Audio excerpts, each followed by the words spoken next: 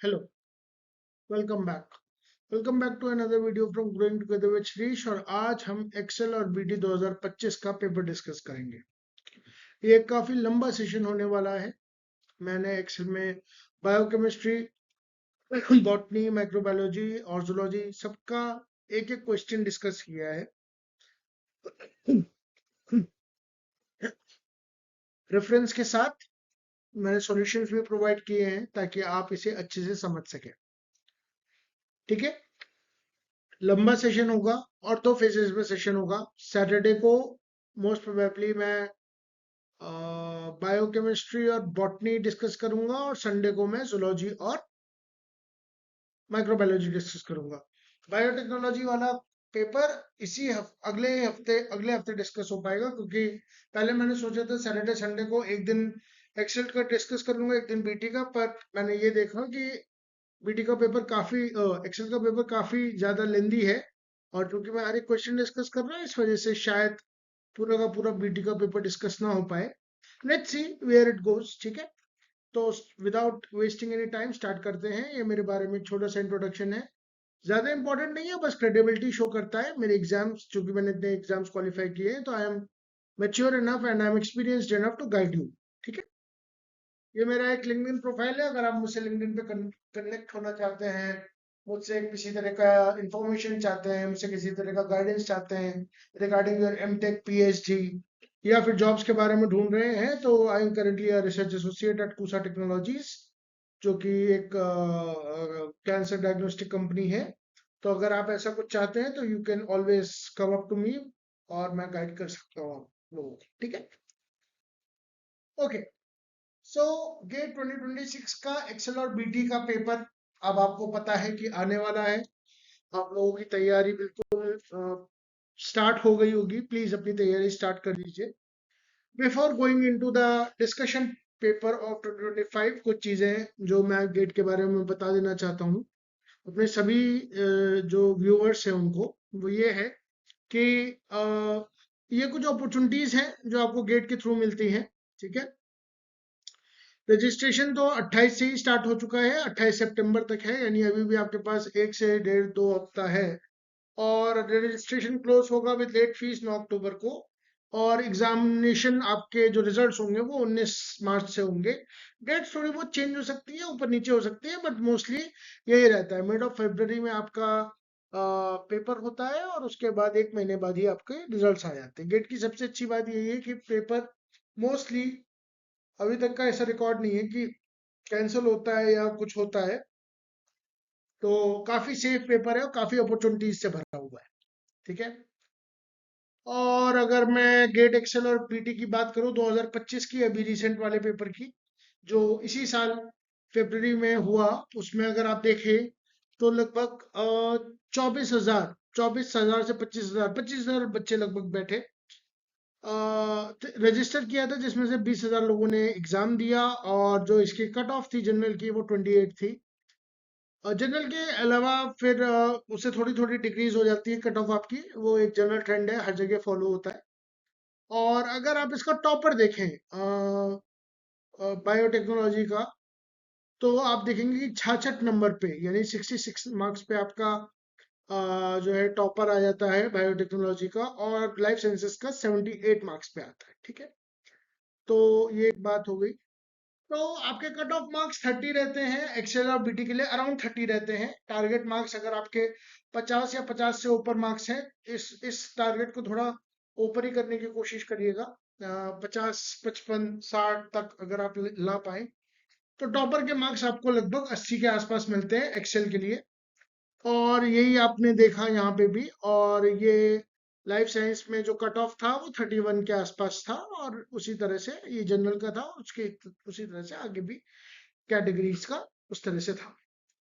तो 30 नंबर लाने पे ज्यादा खुश मत होइए, आप सिर्फ क्वालिफाई करेंगे, उसका ज्यादा कोई बेनिफिट है नहीं। ईगो बूस्ट करने के लिए ठीक है कि हाँ हमने क्वालिफाई कर लिया, उसका कोई ज्यादा बेनिफिट नहीं है। अगर आपको सच में एमटेक करनी है, अगर आपको सच में पीएचडी करनी है, अगर आपको सच में रिसर्च में आना है, आईआईटीज में, आईसर्स में, आईएससी में, तो मिनिमम आपका जो स्कोर होना चाहिए वो टारगेट मार्क्स होने चाहिए 50 के आसपास।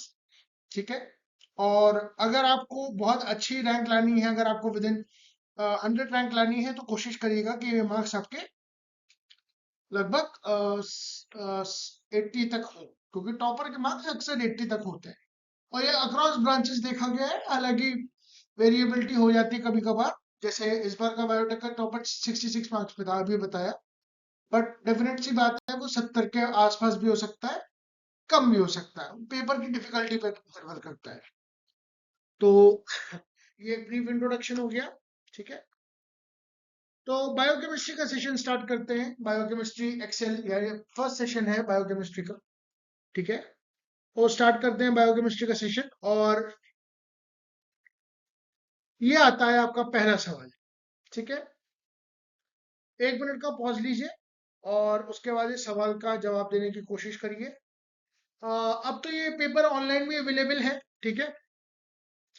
अ, इसकी कीज जितनी भी होती हैं गेट की, वो आपको कीज आंसर बता देंगी, पर वो आंसर आया कहाँ से है और उससे मिलते जुलते सवाल कहाँ से पूछे जा सकते हैं, सोर्स क्या है उन क्वेश्चंस का, और उन आंसर्स का क्या सोर्स है, वो मैं आपको बता रहा हूँ इस वीडियो के थ्रू। आंसर हम सबको पता है, ठीक है। अब तो की आ गई है, अब तो क्वेश्चन पेपर पता है, आंसर पता है, पर उन सोर्स क्वेश्चंस का सोर्स क्या है, और जाहिर सी बात है अगर वैसे क्वेश्चन दोबारा से कैसे आ सकते हैं, कहाँ से आ सकते हैं, वो बताने की जरूरत है। तो जिंक एक एसेंशियल फंक्शन करता है कार्बोक्सिल पेप्टिडेज ए में, इसका आंसर ये होना चाहिए। क्लोरोफिल ए में आपका, आपको अगर पता होगा तो क्लोरोफिल में मैग्नीशियम आयन का रोल होता है, मायोग्लोबिन में आयरन का रोल होता है, राइट, एम आई राइट? चेक करके बताइएगा। विटामिन B12 में साइनोकोबालामिन में साइनाइड का रोल होता है, एम आई राइट? साइनोकोबालामिन में किसका रोल होता है? कोबाल्ट का रोल होता है, साइनाइड का रोल नहीं होता, कोबाल्ट का रोल होता है, राइट? ठीक है। तो ध्यान से सुनिएगा, ध्यान से समझिएगा, क्योंकि एक भी इंफॉर्मेशन अगर गलत चली गई तो आपके लिए बहुत ज्यादा प्रॉब्लमेटिक हो जाएगा। जो मैं बोल रहा हूँ, जो मैं पढ़ा रहा हूँ, जो मैं पढ़ रहा हूँ, उसको वापस जाके क्रॉस चेक जरूर करेंगे, मेरी बातों को as it is blindly follow नहीं करेंगे, ठीक है। नेक्स्ट सवाल पे आइए, देखिए यहाँ से आपके सवाल उठाया गया है। अब डेफिनेट सी बात है कि ये थोड़े एग्जाम्पल्स हैं, और ऐसे एग्जाम्पल्स आपको मैं आगे आने वाले सेशंस में दिखा दूंगा, ठीक है। तो ये एक आपकी लिनेंजर की किताब से मैंने टेबल उठाई है, आप उसको देख सकते हैं, ठीक है, रेफरेंस के लिए। तो जैसे यूरिएज के बारे में पूछ लिया, कभी हेक्सोकाइनेज के बारे में पूछ लिया, पायरुवेट काइनेज के बारे में पूछ लिया, साइटोक्रोम ऑक्सीडेज के बारे में पूछ लिया। तो ये कुछ कोफैक्टर्स हैं और एंजाइम्स हैं जो इम्पोर्टेंट है, हाँ सर।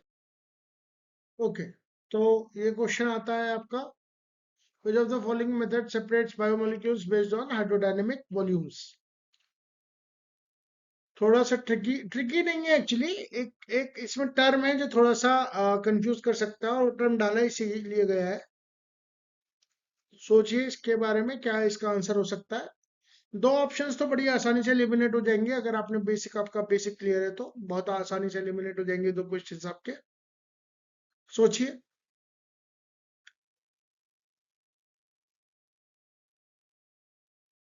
ठीक है, मैंने हिंट दे दिया, दो ऑप्शंस बड़े आसानी से एलिमिनेट हो जाएंगे, सोचिए इसके बारे में।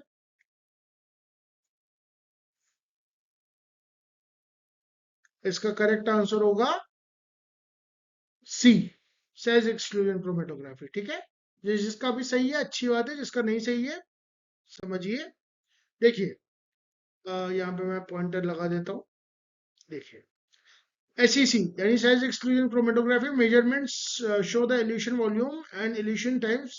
Cyclic polymers are higher than those of the linear analogs. This indicates that the hydrodynamic volume of the cyclic polymer is smaller than that of the corresponding linear in agreement of theoretical concentrations. ये science direct नाम की एक site होती है, जिसपे ये मैंने थोड़ा सा सर्च करने की कोशिश की है। हालांकि कुछ किताबों में भी ये मिल सकता है, लेकिन मेरे पास जो अवेलेबल मटेरियल है उसमें नहीं मिला, तो मैंने इंटरनेट का सहारा लिया है। मैं आपको लिंक भी प्रोवाइड कर दूंगा, ठीक है, और डिस्क्रिप्शन बॉक्स में, और ताकि आप उसको पढ़ सके। And this is the correct answer, ठीक है, की में भी वही दे रखा है। आगे बढ़ते हैं। तो ये एक बहुत ही बेसिक सा सवाल है, और बहुत बेसिक सा सवाल है। अब ये सवाल बायोकेमिस्ट्री का या बॉटनी का है, ये सोचने वाली बात है। ठीक है, हम लोग जो डिफरेंशिएट करते रहते हैं कि बायोकेमिस्ट्री नहीं पढ़नी, बॉटनी नहीं पढ़नी है। एग्जामिनर डिफरेंशिएट नहीं करता, एग्जामिनेशन डिफरेंशिएट नहीं करता, वो कहीं से कुछ भी पूछ सकता है, तो सब कुछ पढ़ के आएंगे। और आपको ताजुब होगा ये जानकर कि इसका जवाब आपको एनसीईआरटी 11th की बायोलॉजी की किताब में मिल जाएगा। जी हाँ, एनसीईआरटी। मैंने अपने पिछले सेशन में भी कहा था, एनसीईआरटी की किताब के लिए एक बेसिक रीडिंग। ठीक है, आपको पता सब कुछ है, लेकिन एनसीईआरटी की किताब की एक बेसिक रीडिंग अगर आप मार के चले जाएंगे तो शायद आपका एक आध सवाल बन जाए। ठीक है, तो इसका सवाल का जवाब बताने की कोशिश करिए। बड़ा आसान सा क्वेश्चन है। Which of the following molecules capture CO2 in the C4 cycle? Answer है फॉस्फोइनोल पायरुवेट। ये एनसीईआरटी की किताब से ही मैंने उठाया था। Primary CO2 acceptor is a C3 carbon phosphoenol and is present in the mesophyll cells. ठीक है, ये हेजन-स्लैग पाथवे की बात हो रही है, और ये फॉस्फोइनोल पायरुवेट है जो कि मेसोफिल सेल्स में पाया जाता है। मेसोफिल सेल्स कहाँ पे होती हैं? क्रांस एनाटॉमी कहाँ पे होती है? C4 प्लांट्स में होती है। तो C4 acid OAA, also known as oxaloacetic acid, is formed in the mesophyll cells. Detail में इसका एक्सप्लेनेशन भी होगा। अभी एक जानकारी के लिए आपके लिए पास ये होना चाहिए। ठीक है, आगे चलते हैं। और विच of the following restriction endonuclease is a blunt cutter? बताइए इसका आंसर क्या होना चाहिए।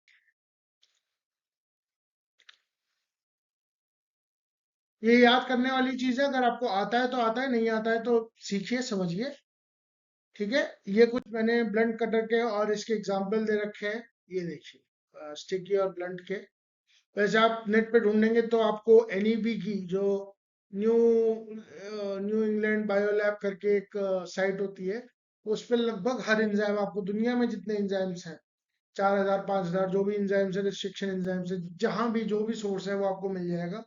ये किताब का एक सोर्स है टी ए ब्राउन का, gene cloning and DNA analysis का। इससे उठाया गया ये क्या कहते हैं टेबल। और एक और किताब है जो कॉमनली यूज्ड रिस्ट्रिक्शन एंजाइम्स है, तो ये थोड़ा सा पढ़ लीजिएगा कि कौन कौन सी सीक्वेंस कहाँ कहाँ काटते हैं और कौन कौन से वो काटते हैं, ब्लंट काटते हैं कि स्टैगर्ड काटते हैं। ठीक है, तो अब ब्लंट और स्टैगर्ड में कंफर्म पता होना चाहिए कि जो थोड़ा सा ऐसा काट रहे हैं कि सिमेट्रिक काट रहे हैं, वो थोड़े से ब्लंट है। और जो थोड़ा सा स्पेस काट रहे हैं, जैसे ये वाला हो गया, ठीक है, MH1 हो गया, ये स्टिकी है। तो ये याद करने की चीज है, इसमें कोई कुछ कर नहीं सकता। अगर आपको पता है कि ये ब्लंट है तो वो ब्लंट है, स्टिकी है तो स्टिकी है। मैच द कॉलम में भी पूछे जा सकते हैं। ठीक है, कॉम्प्लिकेट कर सकता है एग्जामिनर इस सवाल को, कि वो आपको 4 5 ऑर्गेनिज्म के नाम दे देगा, फिर बता देगा कि कौन सा किसका सीक्वेंस है, या कौन सा ब्लंट है, कौन सा इसमें स्टिकी है। तो उस तरह से सवाल बनाया जा सकता है। ठीक है, आगे चलते हैं। कोई लिमिट नहीं है इन चीजों की, तो कितना भी पढ़ लीजिए, वो आपको देखना है। Following DNA repair system required DNA glycosylases. बहुत ही बेसिक सवाल, बहुत ही इंपॉर्टेंट सवाल, बहुत ही फंडामेंटल सवाल, कभी गलत नहीं होना चाहिए। ठीक है, क्योंकि ये बेसिक चीजें हैं। देखिए, कुछ चीजें हैं जो आपको याद करनी ही पड़ेंगी। ठीक है, अगर आप एक्सेल का पेपर दे रहे हैं, अगर आप लाइफ साइंसेस का पेपर दे रहे हैं, तो कुछ चीजें आपको याद करनी पड़ेंगी। तो उनको हमेशा रिवाइज करते रहिए टाइम टू टाइम, ताकि आपके दिमाग में छपी रहे और एग्जाम टाइम में आपसे गलतियां ना हो। तो ये मैंने लिवेंजर की किताब से उठाया है। डीएनए ग्लाइकोसाइलेसिस आपके बेसिक ऑक्सीजन रिपेयर में काम आता है। ठीक है, मिसमैच रिपेयर में ये एंजाइम्स काम आते हैं, बेसिक ऑक्सीजन में ये आते हैं, न्यूक्लियोटाइड में ये आते हैं, और डायरेक्ट रिपेयर में ये एंजाइम्स काम आते हैं आपके। ठीक है, तो इस क्वेश्चन को आराम से देख लीजिए, पढ़ लीजिए। बाकी कौन सी किताब है? वॉटसन, हाँ, वॉटसन वाली जो molecular biology of the gene वाली किताब है, वो भी है। लुईन जीन्स की भी किताब में आपको मिल जाएगा। इन सब के पीडीएफ्स अवेलेबल हैं, और नोट्स अवेलेबल हैं, तो वो देख लीजिएगा। ठीक है, मैं भी प्रोवाइड करवा दूंगा, लेकिन आपके पास भी अवेलेबल होंगे। उनको रिवाइज करते रहिए, और मैंने एक रेफरेंस के लिए डाल भी रखा है यहाँ पे। ठीक है, आगे चलते हैं। हाँ, which of the following ions opens to repolarize the neuronal membrane when the action potential is generated? Again बहुत ही बेसिक सवाल है, पता है तो पता है, नहीं पता है तो पता करिए। ठीक है, क्योंकि ऐसे बेसिक सवालों में गलती करेंगे तो नंबर खो बैठेंगे, गंवा बैठेंगे। मैंने क्या कहा, टारगेट मार्क्स आपके 50-50 प्लस होने चाहिए, ठीक है। जितने आपके 50 से ऊपर नंबर होंगे उतने ज्यादा चांसेस रहेंगे आपको एमटेक और पीएचडी एडमिशन मिलने में, ठीक है। तो देखिए इस चीज को, इसका आंसर बहुत आसान है, इसका आंसर है पोटेशियम। मैं किसी का भी आंसर इसलिए नहीं लिख रहा हूं ताकि आप लोग इसको एज अ क्विज अगर देना चाहें कभी। देखिए, ये एक ऐसी स्टेज है गेट पे, जब आप तैयारी कर रहे होते हैं तो आप एटलीस्ट बीएससी फाइनल ईयर में होते हैं, ठीक है। आप एटलीस्ट 20-21 ईयर्स 22 ईयर्स के होते हैं। अब यहाँ पे कोई इंसान आपको स्पून फीडिंग नहीं करेगा कि चीटिंग मत करना, वो मत करना, आंसर मत रखना, ये मत करना, वो मत करना। वो आप देखो, ठीक है। अगर आप ईमानदारी से मेहनत से काम करोगे तो आपको रिजल्ट जरूर मिलेगा, मुझे मिला है, आपको भी मिलेगा। तो इसका आंसर होगा पोटेशियम चैनल्स, और ये इसका एक्सप्लेनेशन है। ये वाला जो लेफ्ट हैंड साइड में जो पैराग्राफ है वो लिनेंजर से है, और राइट हैंड साइड में जो चीजें हैं वो राइट हैंड की किताब से है, ठीक है। तो अगर आप देखोगे तो आपको पता चलेगा कि various opening of calcium ion channels will rest the spontaneous outflux hyperpolarization की स्टेट जो है कैल्शियम आयन चैनल्स लाते हैं, सॉरी पोटेशियम आयन चैनल्स लाते हैं, और ये उसका ये है potassium conductance and the state to hyperpolarization, ठीक है। ये आपको पता होगा, ठीक है। चलिए आगे बढ़ते हैं। विच of the following is the most sensitive immuno acid? बहुत ही आसान है इसका आंसर, ठीक है। ऐसे की बात हो रही है यहाँ पे, ठीक है। तो ध्यान से थोड़ा सा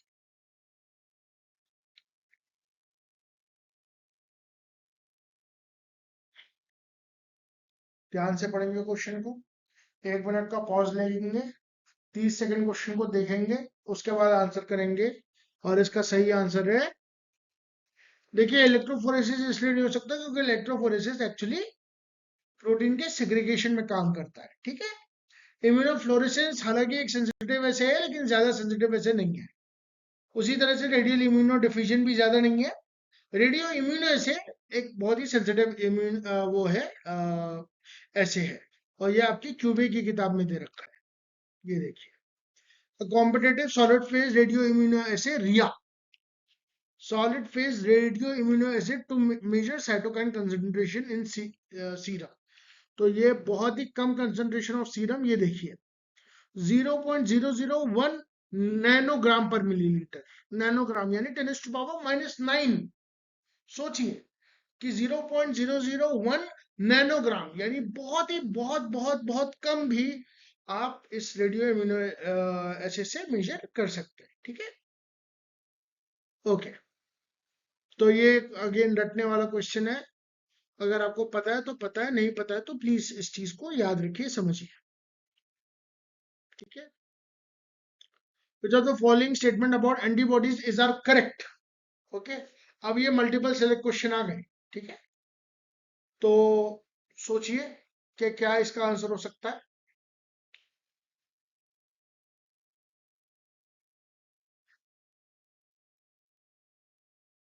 2 मिनट सोचिए इस क्वेश्चन के बारे में।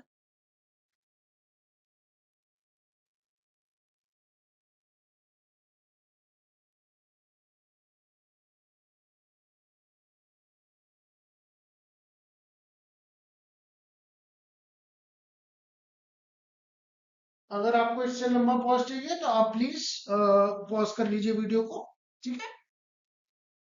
अब देखिए इसमें अगर आप थोड़ा सा ध्यान देंगे तो different antibody classes have different effector functions, ये बिल्कुल सही बात है। तो इसका ए स्टेटमेंट बिल्कुल सही होगा। Each antibody chains consists of an amino terminal constant region and a carboxy terminal variable region. नहीं, अमीनो टर्मिनल पे भी वेरिएबल रीजन हो जाते हैं। Variable domains harbour complementary determining regions and all antibodies have same half life, ऐसा तो बिल्कुल नहीं है। तो टी स्टेटमेंट बिल्कुल गलत हो गया, ठीक है। और variable domains harbour complementary determining regions, ठीक है। तो ए और सी इसका सही होगा, ये देखिए, ठीक है। ये देखिए आपके अमीनो टर्मिनल पे वेरिएबल भी हैं, कांस्टेंट भी हैं, डाइसल्फाइड ब्रिजेस हैं, इफेक्टर एक्टिविटी इधर है, एंटीजन बाइंडिंग इधर है, ठीक है, सब दे रखा है, ठीक है। और साथ में साथ मैंने ये भी दे रखा है कि देखिए ये डिफरेंट क्लासेस हैं, आई जी जी की 4 क्लासेस हैं, ए की हैं, एम की हैं, ई की हैं, डी की हैं। कोई जैसे प्लेसेंटा क्रॉस कर रहा है, किसी का एफसी के साथ बाइंडिंग है, कोई मास्टर डिग्रेनुलेशन करा रहा है जैसे ई करा रहा है, कोई क्लासिकल पाथवे एक्टिवेट कर रहा है, किसी की हाफ लाइफ 23 दिन है, किसी की 3 दिन है, तो डेफिनेटली ठीक है। तो चीजें डिफरेंट हैं सबकी। तो ये मैंने एक टेबल दे रखी है आपको, क्यों से उठाइए टेबल आपके समझने के लिए, आपके समझाने के लिए, ठीक है। तो इस चीज को ध्यान में रखेंगे। पेपर सिंपल आता है, स्टैंडर्ड बुक से आता है पेपर, एटलीस्ट गेट के बारे में तो मैं कह सकता हूँ, ठीक है, कि स्टैंडर्ड बुक से पेपर आता है। लेनेंजर से स्ट्रायर से आपको पेपर के काफी क्वेश्चंस मैच करते मिल जाएंगे, और अभी हम आगे भी देखेंगे कि लेनेंजर से स्ट्रायर से क्यूबे से आपको काफी क्वेश्चंस डायरेक्टली मिल जाएंगे, ठीक है। आइए आगे बढ़ते हैं। Which of the following molecules do not contain a phosphoenitide bond? बहुत सही क्वेश्चन है, बहुत बेसिक क्वेश्चन है, बहुत सही क्वेश्चन है। इसी का एक ऑल्टरनेटिव वर्जन भी मेरे दिमाग में है, मैं आपको आपको बताऊंगा। सबसे पहले आपको फॉस्फोएनाइड्राइड बॉन्ड का मतलब पता होना चाहिए। मतलब पता होगा तो आप कर ले जाएंगे, इसीलिए 2 नंबर में क्वेश्चन है ये, ठीक है।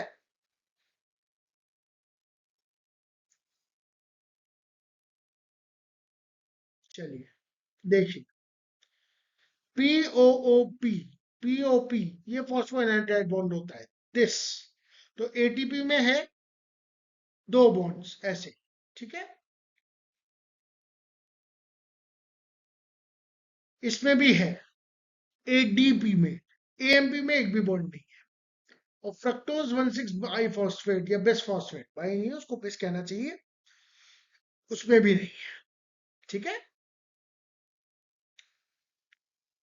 तो अगर फ्रक्टोज 1,6 बिस फॉस्फेट हो जाता और आपका एएमपी आ जाता, तो वो दोनों ऑप्शंस ठीक होते हैं,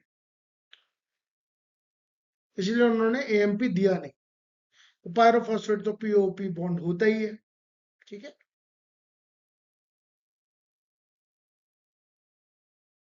ओके, आगे चलते हैं।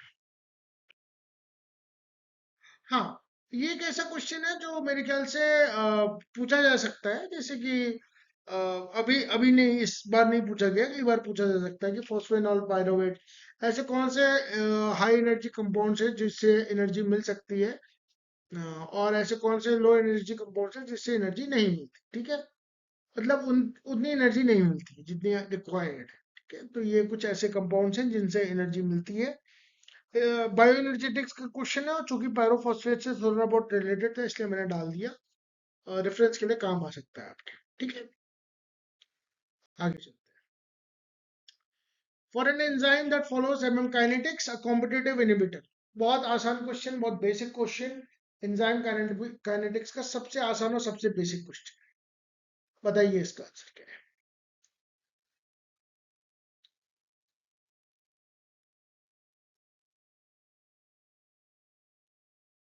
बहुत जल्दी इसका आंसर बताइए, ये बहुत बेसिक सा सवाल है। इसका आंसर होना चाहिए केएम का इंक्रीज करता है लेकिन वीमैक्स पे कोई फर्क नहीं पड़ता है, ठीक है। इसीलिए हम कहते हैं कि जैसे अगर हम सबस्ट्रेट की या एंजाइम की कंसंट्रेशन बढ़ाते हैं तो कॉम्पिटिटिव इनहिबिशन कम हो जाता है, ठीक है। इसमें लिखा भी हुआ है, देखिए, वीमैक्स अपरेंट वीमैक्स वीमैक्स ही रहता है, लेकिन अपरेंट केएम अल्फा केएम हो जाता है, ठीक है। तो इंक्रीज हो जाता है बाय अल्फा टाइम्स। तो यहाँ पर भी लिखा हुआ है, however, the s at which v naught is half of max, the apparent km increases in the presence of inhibitor by the factor alpha.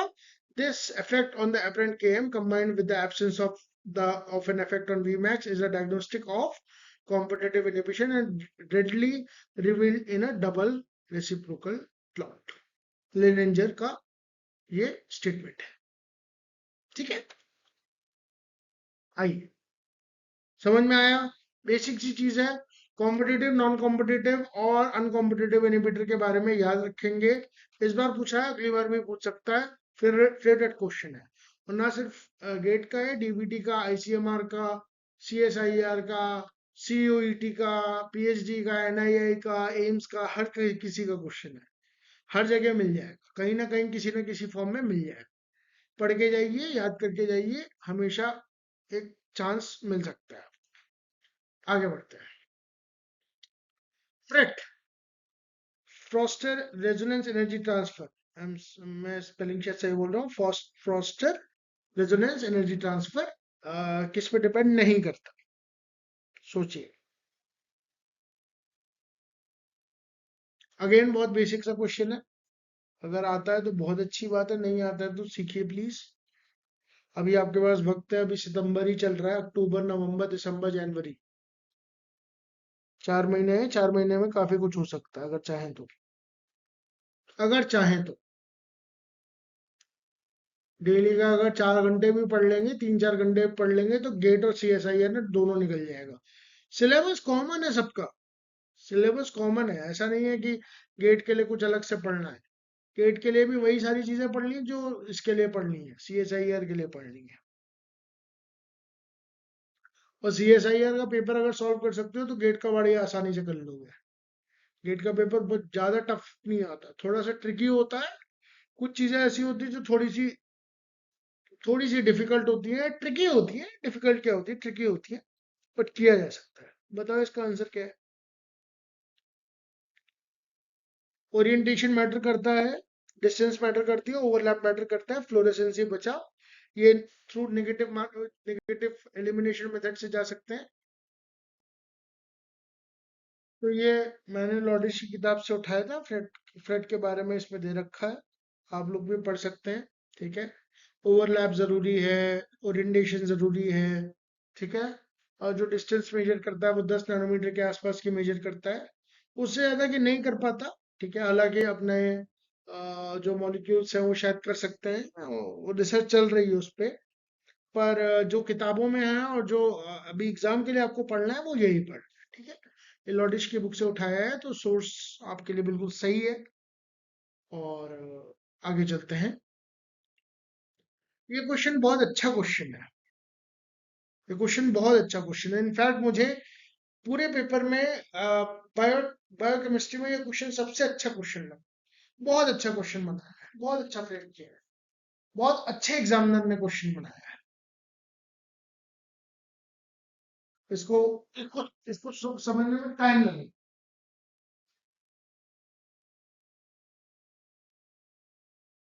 इस क्वेश्चन को पढ़िए, समझिए, 2 मिनट दीजिए इस क्वेश्चन को, क्योंकि क्वेश्चन सच में बहुत अच्छा है। ये क्वेश्चन दिख आसान रहा है पर है नहीं आसान। ये क्वेश्चन बहुत अच्छा क्वेश्चन है।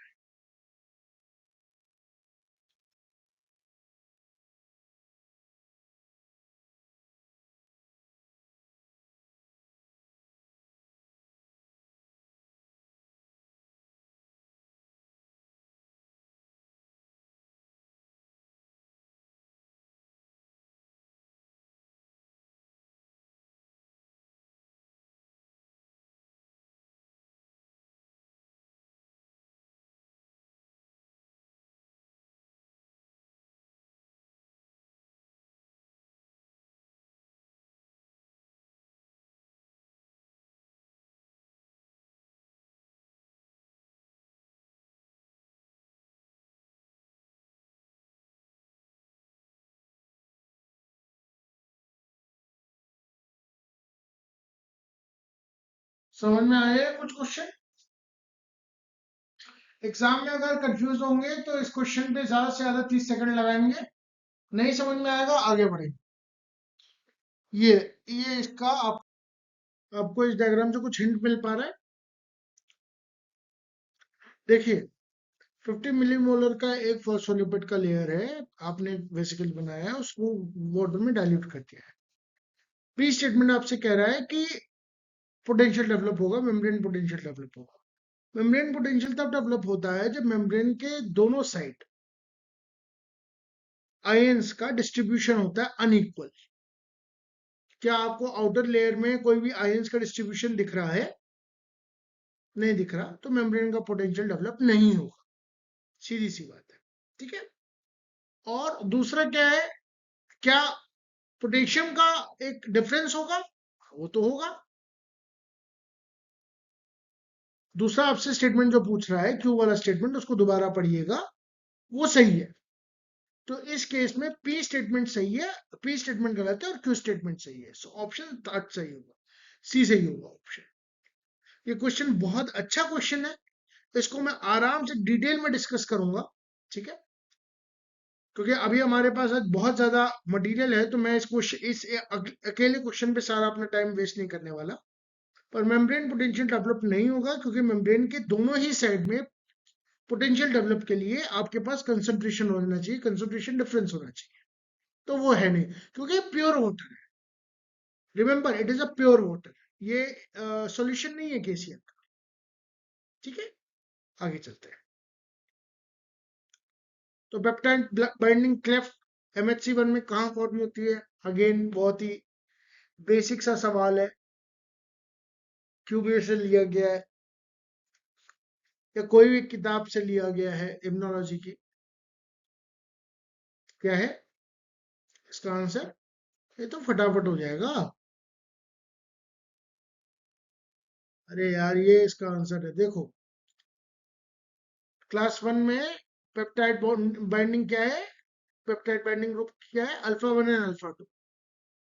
क्लास 2 में अल्फा 1 एंड बीटा 1। ठीक है, याद कर लो, याद कर लो, अभी भी समय है, टाइम है, 4 महीने हैं, 4 महीनों को इस्तेमाल करेंगे। ठीक है, आगे चलो। Which of the following peptides do not absorb the UV light above 250 nanometre? बहुत अच्छा क्वेश्चन है। IIT रुड़की पेपर अच्छा बनाता है, ये बात तो है। IIT रुड़की पेपर अच्छा बनाता है, पेपर सभी अच्छा बनाते हैं, पर IIT रुड़की अच्छा पेपर बनाता है, ट्रिकी होते हैं थोड़े। मतलब ऐसे नहीं कि हवा में आप तैयारी कर लो, दिमाग का खुला होना बहुत जरूरी है। इसीलिए ये गेट के पेपर के लिए अब तैयारी से ज्यादा उस दिन का जो दिमाग का स्ट्रेस है ना, वो देखना पड़ता है। हर क्लास में, हर बायोकेमिस्ट्री की क्लास में, हर प्रैक्टिकल क्लास में क्या बताया जाता है कि जो एरोमेटिक एमिनो एसिड्स होते हैं, उनकी जो वेवलेंथ एब्जॉर्प्शन होती है वो 250 नैनोमीटर से ऊपर होती है। यानी ऐसे पेप्टाइड जिनमें एरोमेटिक एमिनो एसिड्स नहीं है, वो 250 से ऊपर नहीं एब्जॉर्ब कर पाएंगे वेवलेंथ। देख लो कौन कौन से हैं एरोमेटिक एमिनो एसिड्स, कौन कौन से हैं? Tryptophan, tyrosine, phenylalanine. ठीक है। प्रोलीन एरोमेटिक नहीं है, हालांकि उसमें वो इम्यूनो एसिड है। प्रोलीन इम्यूनो एसिड है, उस प्रोलीन का केस ही अलग है। ठीक है, एरोमेटिक केवल 3 ही अमीनो एसिड है, फिनाइल एल्निन, टायरोसिन और ट्रिप्टोफैन। तो सी और डी हो जाएंगे, क्योंकि ए में अगेन वो डब्ल्यू आ जाता है। W stands for, W stands for tryptophan, tyrosine, phenylalanine, जो भी है देखना। वाई स्टैंड्स फॉर टायरोसिन, ठीक है। डब्ल्यू स्टैंड्स फॉर ट्रिप्टोफैन, ठीक है। एरोमेटिक एमिनो एसिड्स है। और तुम्हारी उसके लिए ये भी देख लो दोस्त, ये देखो, ट्रिप्टोफैन तुम्हारा एब्जॉर्ब कर रहा है लगभग लगभग 280 के आसपास, देखो। ठीक है, ट्रिप्टोफैन और टायरोसिन दोनों 280 के आसपास एब्जॉर्ब करते हैं। फिनाइल एल्निन 260 के आसपास एब्जॉर्ब करता है। तो उसमें क्या पूछा था? ऐसे एमिनो एसिड्स जो 250 से ऊपर ऑब्जॉर्व ही नहीं कर सकते, ऐसे पेप्टाइड्स। तो इन तीनों को हटा दो, तुम्हारे एब्जॉर्ब कर जाएंगे। रेफरेंस के लिए डाला हुआ है, लेनेंजर से डाला हुआ है, सोर्स ऑथेंटिक है, चल सकता है। ठीक है, आगे बढ़ते हैं। Okay, which of the following is a heteropolysaccharide? ये पिछले उसमें मैं बताया था, पिछले ही सेशन में इससे जो CSIR स्ट्रेटेजी वाला सेशन था, 25 मिनट का सेशन था, जिसमें सवाल सॉल्व करना सिखा रहा था, उसी में ये डिस्कस किया था मैंने। उसी में जैसी फिगर दिखाऊंगा याद है। सवाल घूम फिरा के वही आते हैं, सवाल वही आते हैं, ये बात समझ के रखना। क्योंकि मैंने इतनी बार पेपर दिया है यार CSIR का, इतनी बार DBT का, JRF का, ICMR का, गेट का पेपर दिया है। मैंने 14 पेपर दिए हैं यार, मैं गिन रहा था एक दिन, 14 पेपर दिए हैं ये नेशनल लेवल के, सब मिला मिलू के। 3 बार तो गेट ही दिया है, 2 बार ICMR और DBT दिया है, ये 4 पेपर तो यही हो गए, 7 ये हो गए, 6 ये हो गए CSIR के पेपर। एम्स का PhD का दिया है, NII का दिया है, बहुत पेपर दिए हैं यार। और उन पेपरों के लिए मॉक भी और बहुत सारे दिए हैं, 20-25 मॉक दिए हैं एक एक बार में, एक एक महीने में 20-25 मॉक करें, सवाल घुमा फिरा के वही आते हैं। कुछ फेवरेट टॉपिक्स होते हैं जिनसे सवाल आते हैं, सवाल बताओ इसका। हेट्रोपॉलीसेकेराइड में कॉन्ड्रोइटिन 4 सल्फेट, ये नाम से ही लग रहा है, और हेपारिन। काइटिन और सेलुलोज नहीं होते, ठीक है। ये देख लो, कॉन्ड्रोइटिन सल्फेट में ये देखो, गैल ए और गैलनैक AS4S5, ठीक है। कॉन्ड्रोइटिन और डर्मेटिन सल्फेट में D glucuronic acid and N acetyl galactosamine, और हेपेरिन में डी ग्लूकुरोनिक और L iduronic acid and L acetyl और L sulfonide D glucosamine heteropolysaccharide, ठीक है। सेलुलोज और काइटिन दोनों होमोपॉलीसेकेराइड, किस किस के हैं वो मैं नहीं बताऊंगा, वो तुम पता करोगे। तुम्हारा होमवर्क रहेगा सेलुलोज और काइटिन का जो बेसिक यूनिट है उसके बारे में पता लगाना, बॉन्ड कौन सा होता है, अल्फा होता है, बीटा होता है, 1,3 होता है, 1,4 होता है, मुझे नहीं पता, तुम्हें पता लगा, ठीक है। आगे चलो, ओके। क्लास 11th का आयनिक इक्विलिब्रियम का सवाल है ये। 11th में जेई या नीट की तैयारी करी है, एक्सेल वालों ने तो नीट की तैयारी जरूर करी होगी, वो एक्सेल में आए इसीलिए, इसी के बाद नीट की तैयारी करने के बाद ही एक्सेल में आए। 11th क्लास का आयनिक इक्विलिब्रियम का सवाल है ये, ठीक है। तो 11th क्लास की केमिस्ट्री भी पढ़ के जानी है, 11 12 की, 12 तक की केमिस्ट्री मैथ्स फिजिक्स सबको आनी चाहिए, घुमा फिरा के वहीं से गेट सवाल पूछता है, वहीं से पूछेगा और कहीं से नहीं पूछेगा। बायोलॉजी का एक एनसीईआरटी का दिखा दिया है, केमिस्ट्री का भी दिखा दूंगा, अभी और सेशंस आने तो दो। ये देखो, pK is minus log base 10 Ka, value दे रखी है, बाकी आप निकाल लो। अब ये यार, ये तो निकालना आता होगा, नहीं आता होगा तो वो सीख लो, ठीक है। चलो इसके लिए भी एक सेशन ले लिया जाएगा, अगर टाइम मिला तो वो इसके लिए भी एक सेशन ले लिया जाएगा। 1 इंटीजर में पूछा था इसलिए 4.8 लिखा, वो होती नहीं है वो इंटीजर वाली, एक वो होती है यूनिट्स एंड डायमेंशंस में, फिजिकल वर्ल्ड में, फिजिक्स में 11th क्लास में पढ़ा था कि कैसे उसको राउंड ऑफ करते हैं कि 5 से ऊपर हो तो वो अगले नंबर में चेंज हो जाता है, ठीक, वही चीज, इसलिए 4.8 इसका आंसर है। ये सवाल अगेन बहुत अच्छा सवाल है और बहुत बेसिक सवाल है। इसमें अगर आंसर ना भी आता हो तो आदमी अगर तुक्का भी लगाए तो भी जीत सकता है, चांसेस है जीतने के। इस सवाल को पहले पढ़ो, ये दिखने में डरावना है पर है सवाल अच्छा, अच्छा भी है और इजली, अगर थोड़ा सा दिमाग लगाओगे तो इजली अडेप्टेबल भी है। दिमाग लगाओ, ऐसे थोड़ी ना आंसर बता दूंगा, ऐसे बता दूंगा तो फिर दिमाग कहाँ से लगाओगे, स्पून फीडिंग थोड़ी ना करानी है। सॉल्यूशंस तुम्हारे दिमाग में क्वेश्चंस को अप्रोच कैसे किया जाए उसके लिए दिए जाते हैं, क्योंकि ये सवाल दोबारा नहीं आएगा, इससे मिलता जुलता सवाल आएगा, ये सवाल दोबारा थोड़ी ना पूछेगा, और पूछेगा भी तो थोड़ा सा ट्विस्ट करके पूछेगा, इसलिए कंसेप्ट पे ध्यान दो, आंसर पे ध्यान मत दो।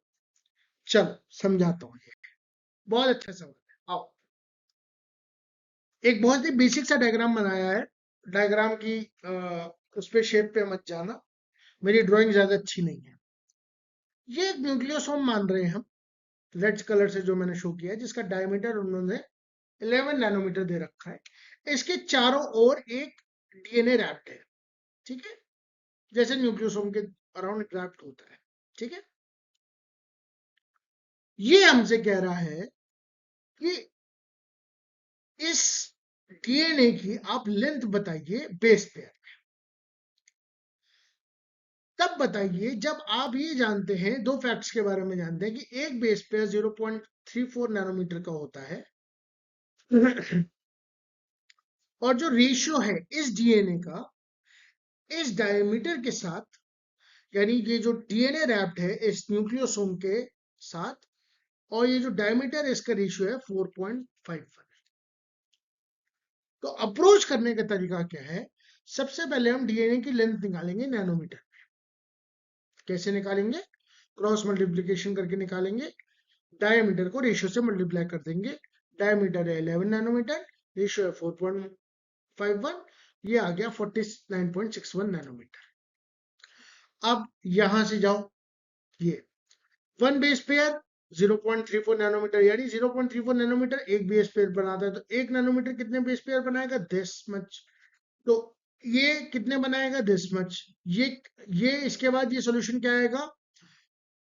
दिस मच बेस पेयर्स 145.9111, इसके वो ट्रेलिंग आ जाएगा। हमें कंप्लीट इंटीजर्स में देना है, तो हम लिखेंगे 146 बेस पेयर। कुछ याद आ रहा है? Histone, core, packaging, nucleosome structure, कुछ याद आ रहा है? हाँ, यस। अगर याद आ रहा है तो बहुत अच्छी बात है, बहुत अच्छे से पढ़ाई करिए, इसी तरह से पढ़ते रहना। 146 बेस पेयर का ही वो डीएनए होता है जो रैप्ड होता है न्यूक्लियोसोम के अराउंड। हर किताब में 146 147 वो है। तो अगर तुम्हें ये इतना भी याद था और तुमने 146 सीधा आंसर लगा दिया और ये सब कुछ कैलकुलेशन नहीं करी है, तो चांसेस थे कि तुम्हारा ये सवाल सही हो जाता और तुम्हें 2 नंबर मिल जाते हैं। सही तरीका यही है, सही तरीका यही है जो मैंने बताया है अभी। लेकिन अगर तुम्हें इतना भी याद था कि 146 बेस पेयर का जो डीएनए होता है वो न्यूक्लियोसोम के चारों ओर राउंड रैप्ड होता है, तो you could have gotten +2 marks. अच्छा, एनएटीज में नेगेटिव मार्किंग तो होती नहीं है, तो मार्क करके देख लेते, हो सकता है 2 नंबर मिल जाते। चांस लेना पड़ता है, ठीक है। लेकिन हाँ, अगेन वो 147 अगर मार्क कर देते तो फिर मुश्किल हो जाती। तो तरीका ये सही है, पर अगर तुक्के से तुम्हारा 146 बेस पेयर आ रहा है तो वो सही है। मैंने तुम्हें तरीका भी बता दिया, क्योंकि अगली बार हो सकता है ये वैल्यूज चेंज हो जाए।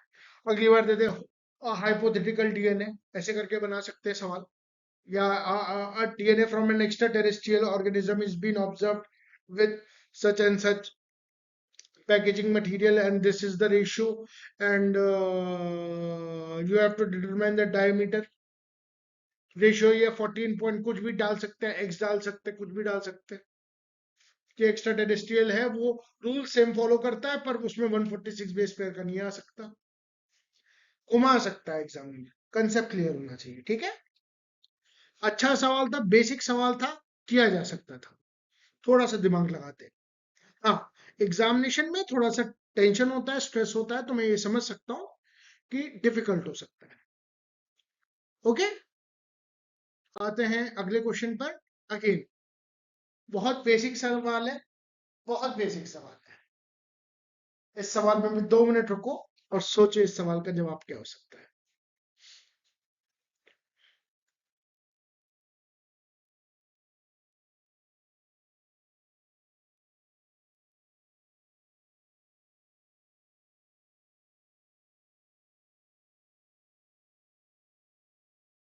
इस सवाल का जवाब क्या हो सकता है, सोच के बताओ।